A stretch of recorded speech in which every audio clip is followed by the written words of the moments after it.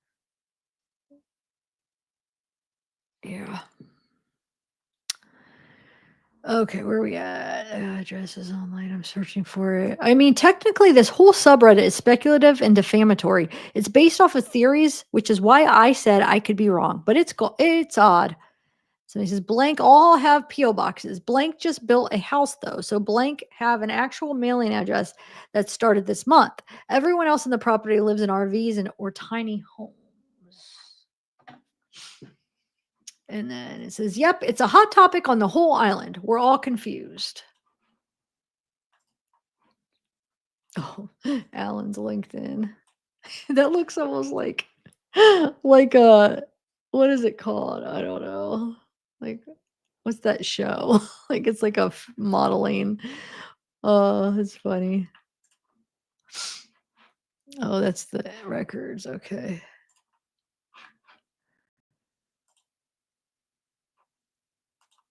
All right, hold on a second.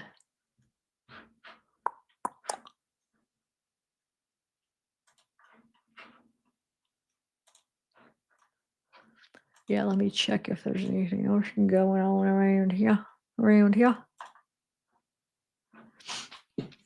Oh man.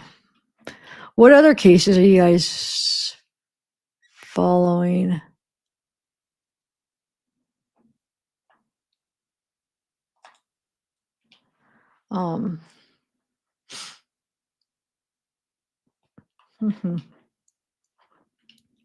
Hold on. My thing is a little restart 600 files. What?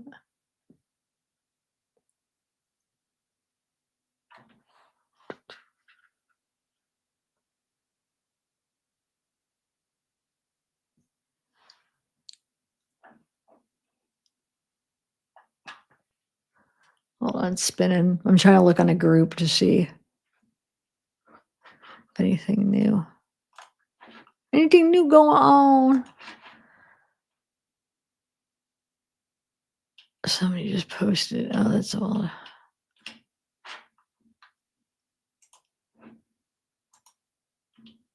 No. I think that's about it. I think is about it. I got it. Oh, dang. That's why. It looks like one of the groups took their group down just now in this moment. It was like my favorite one. No, come back. It's gone. Oh, I love that one. It's okay.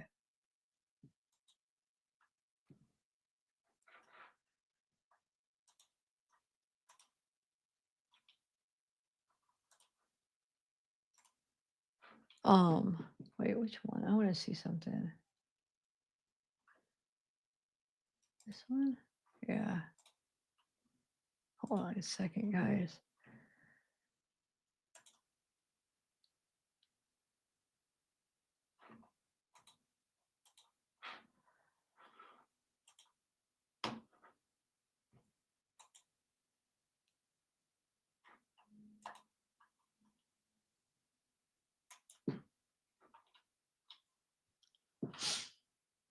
Give me one. I'm debating. Should you guys up for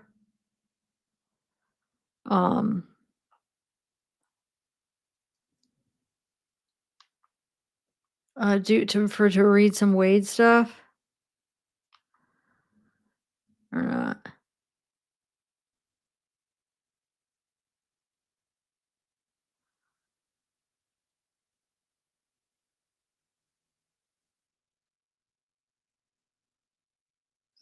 I think I know what happened. Oh well.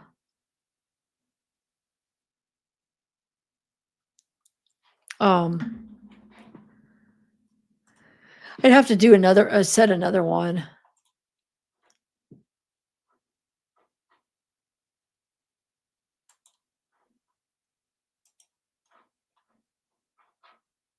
Public.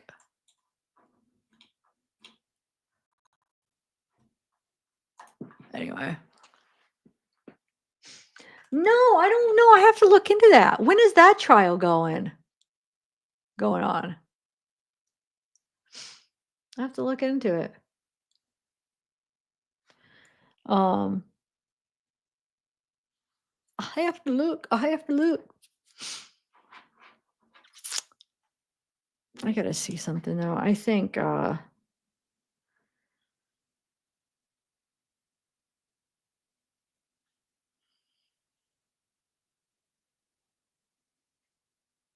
wait, what is that called? I gotta have somebody see something. Did I screenshot? Hold on one second, guys. I'm trying to figure out something real quick.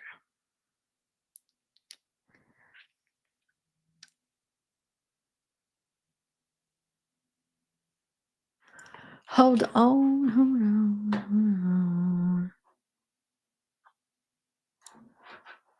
That's what happened.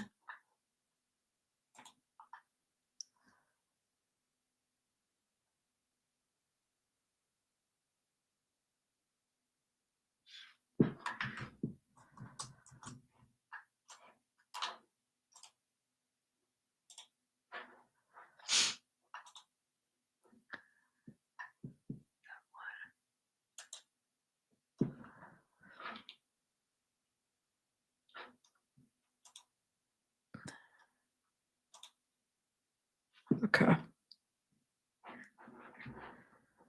Yeah, I'm gonna end this, guys. Sorry. Keep looking. OnlyFans. Yeah, that's the OnlyFans model. Wait, yeah, what happened, you guys? I haven't looked into that actually. No, I haven't. All sane. What's going on with that one too? Anything good? No, Nemo, not anything new, but I'm gonna be getting those files in probably next week. So I don't know. That might be the last ones I order. I mean, they're just like they're really expensive files, and I feel like people are slowly kind of.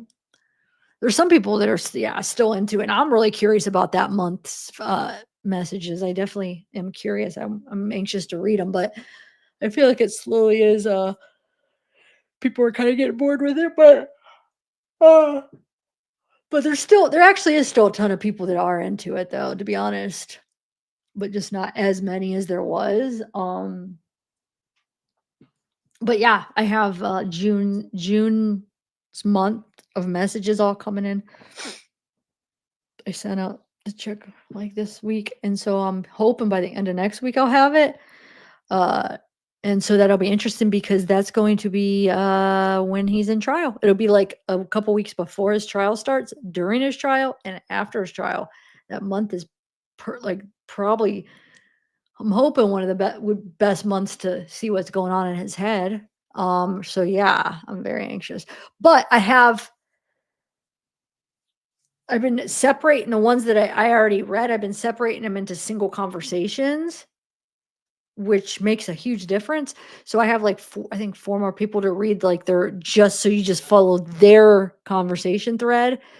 Because remember, when I'm reading them all together, it's like I keep going back to kind of see like, oh, where did I left off? But see here, I don't know how to do the new ones, okay? Because yeah, I could just separate the new ones all into single conversations, but I also feel like it's kind of cool to see like all of them, the order that they come in too, though. You know what I'm saying? To kind of like see like, oh, who he's all talking to as he's talking to everybody. But then sometimes like if there's like a lot of people he's talking to when he's answering, then it's like, shoot, you don't remember what that conversation was about sometimes. So it's like maybe I should do it the same way as I'm doing this, do both ways, read them all together at first and then separate them. What do you guys think? I don't know. I've been thinking, what's the best?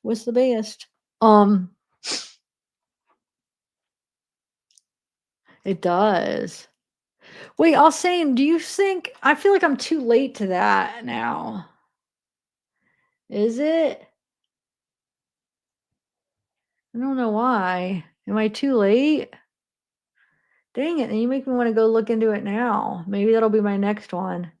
But I guess it's never too late, but the only thing I feel bad is like if it's gonna show, like if I'm like covering it, I don't know everything that people have been, following it for days. Maybe I will. Maybe I'll just kind of move on from Hannah because unless if something big happens with Hannah. Actually, though, I do want to look up one more thing. Hold on, guys. I'm always too late, and then a lot of people leave when I think of something. I wanted to see if hold on. If what's her name? Aunt Laurie has responded to anybody in the comments. I always like to check that. Hold on.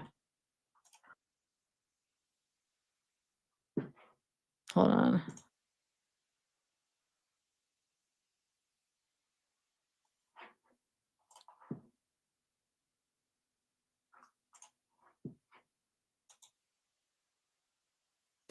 Oh, wait, hold on. Look, this is her. She has music on this. Oh, I didn't mean to do that.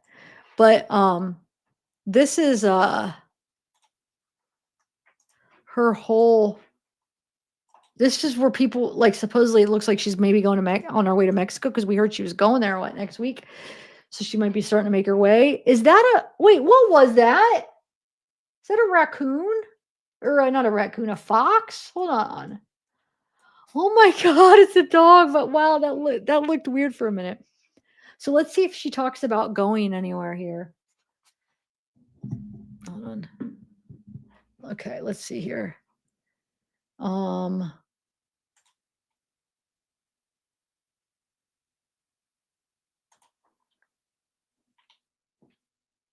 I love that you got this info in less than 24 hours. You're on the road. Stay safe. And somebody says, true, no, love knows no bounds. See if she responded. No, doesn't look like. Let me see if she responded on the other one too. I was hoping she'd be like, yep, I'm on the road to. What is that one? No.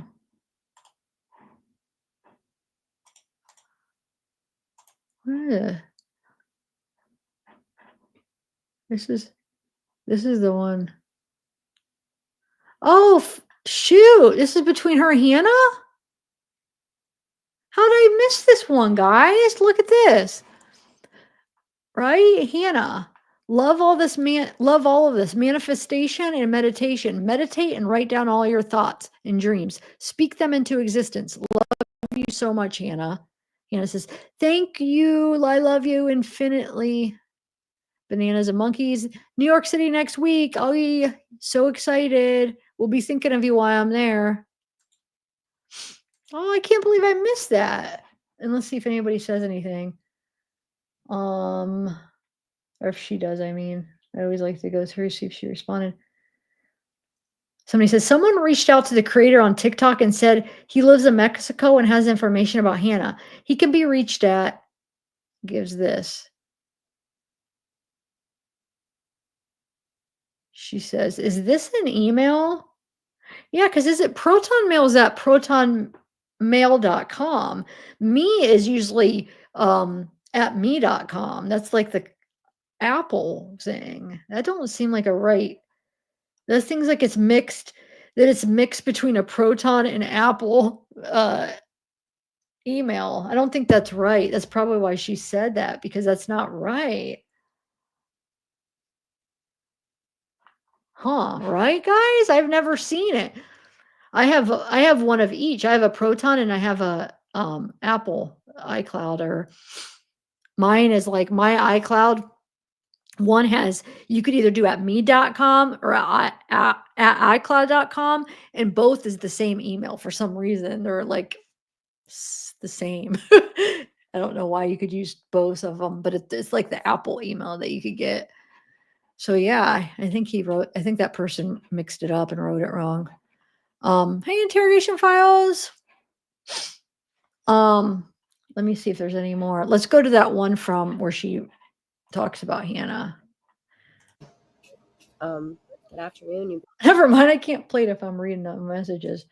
So I read some of them the other day, but let me see if there's any new ones. Or maybe I didn't read them. It gives Steve's phone number. I think I read some of them yesterday. See if there's. Oh, if I did, then I'm already down a day ago. It's probably not going to be. Yeah, JLR. I don't know. I'm confused because does JLR now have like a new freaking setup where he just holds his phone up and then talk? Is he always talking to his girlfriend? Is that his girlfriend? So he'd like, who is she? So he calls somebody. He's talking on the phone, holding the phone up of a picture, and that's how he does his lives. I don't know. Still trying to figure that guy out. I don't know much about him at all. Don't know much about him at all. Does anybody else? Do any of you guys? But why? But what it like? Why? I don't understand. What is she some expert on something? Because it's almost before I realized like what he was doing, it was almost like it's like set up like where you're thinking like this is somebody important on the phone, there's some expert that knows something, and he's like talking to him. He's like, okay, I got her on the phone. Okay. But then I'm realizing it's the same girl every time. It's like, wait a minute. That's him put up phone while doing the search. He's a quite the colorful past. Yeah. Wait, what though? What do you mean colorful past? I don't know anything about him. I just know him from seeing videos and I should what, Taisha?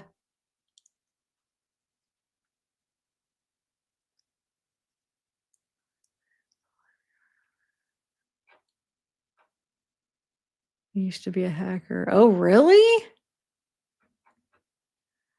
All saying, really? Really, Casey? Oh, I remember he had a lawsuit of oh my god, I can't think of his name. Alec Murdoch. He had Alec Murdaugh's son. Remember, had a lawsuit because he was harassing him. That's the one thing that I don't like how he does that. Like sometimes he'll sit there and he'll be the one like screaming out. And I know reporters do that, but do they really anymore? They do, I guess, but not to everybody. Some of the people like he would scream. I don't know. Because sometimes it's like I feel like it's uncalled for, but I guess, to each its own. I mean, if that's what he wants to do. But there was one in particular, and I can't remember who he did it to. And I felt like it was really it like kind of upset me. It's like, why he was screaming something. And I just felt like it was really uncalled for. But you could hear it, and like any other news people that are there, you could hear. You just know they're like, oh, that's JLR. You could hear his voice.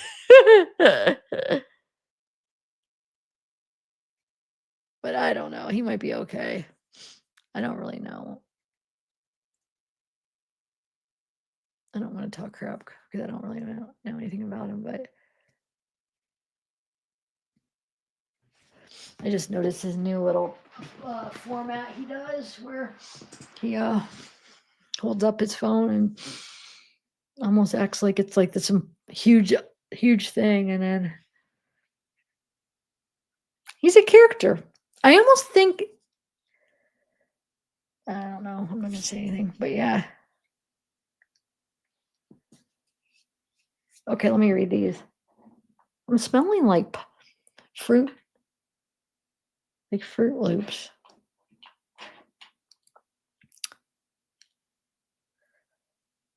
Now, I'm not talking crap about him, guys. So nobody go over there and be like, oh, she's talking crap. I'm saying I don't know nothing about him. I'm just curious. All I know is what, like, I've seen him and I've heard him yell things.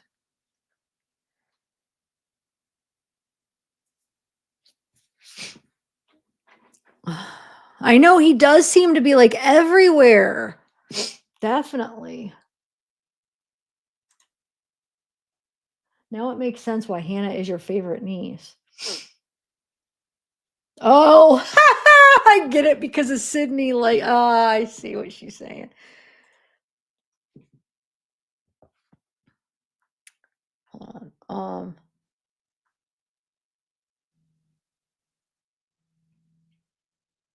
Okay, let's see if there's anything I didn't read already, because I did read. Somebody says, well, is your name really Aunt Sketchy? I said, it is now, I guess. And then somebody said, well, you seem like the most transparent of all the family.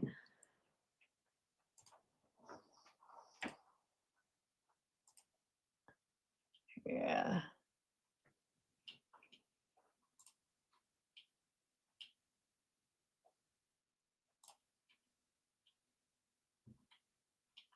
Huh. Yep. All right, guys. Yeah, I might check out that case, Sane. I don't even know what the person's name is. I don't know nothing about it. I don't. So I'm gonna be starting like blank. But I could probably get caught up. So I'll probably put an end to this case unless something comes up. I'll probably focus now my attention on that other case, because I mean I'm only one person, so I can't really do in depth for like a multiple cases. I really can't. I don't have enough. I'm barely keep up with one case, and then I'll be doing the weight on the side. And then when I get the new stuff, I'll have to like take time to redact that and stuff. But yeah. All right, guys. Yeah, let me see how I feel. I'll try to look out for if I might read a couple of the weights in a little bit. I just got to go to the bathroom. I'm not sure.